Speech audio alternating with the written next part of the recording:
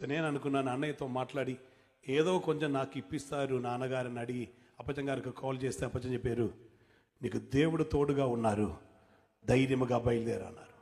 Actually అప్పుడు ఆ మాట నాకు నచ్చలేదు, నిజం చెప్తున్నాను.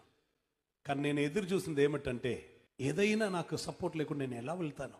నా చేతిలో ఏమీ లేదు కదా, ఎలా వెళ్తాను నేను? కానీ ధైర్యంగా బయలుదేరిన తంజావూరుకి. బైబిల్లో మనం చదువుతున్నాం, కాకోలంతో ఏలి అని దేవుడు పోషించారని.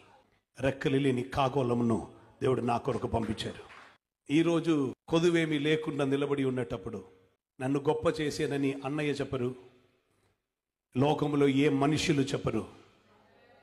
మహిమ మొత్తం నా దేవునికే చేరుతున్నది. నేను కొన్ని సమయం ఆలోచిస్తూ ఉంటాను, లేమీ లేకుండా కష్టం లేకుండా దేవుడే నడిపిస్తున్నారు. అనేక బాధలు నాకు కలుగ చేసినను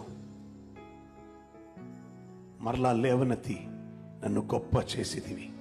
నేను అనుభవం నుండి పాడుతున్నానండి. అందుకే వందనం అని చెప్పి నేను దేవుని మహిమపరుస్తున్నాను. పిచ్చివాడులాగా అందరికి అనిపించింది నేను దేవుని స్తుతిస్తున్నప్పుడు.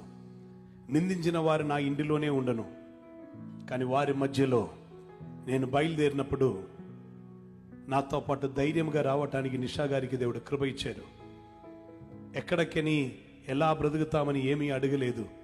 వి స్టిల్ డు నాట్ నో. ఈ రోజు వరకు మాకు తెలియదు వాటన్నిటికీ డబ్బులు ఎవరిచ్చారని. Honestly we do not know and we don't have to know. We know one thing, Jehovah ఈరే.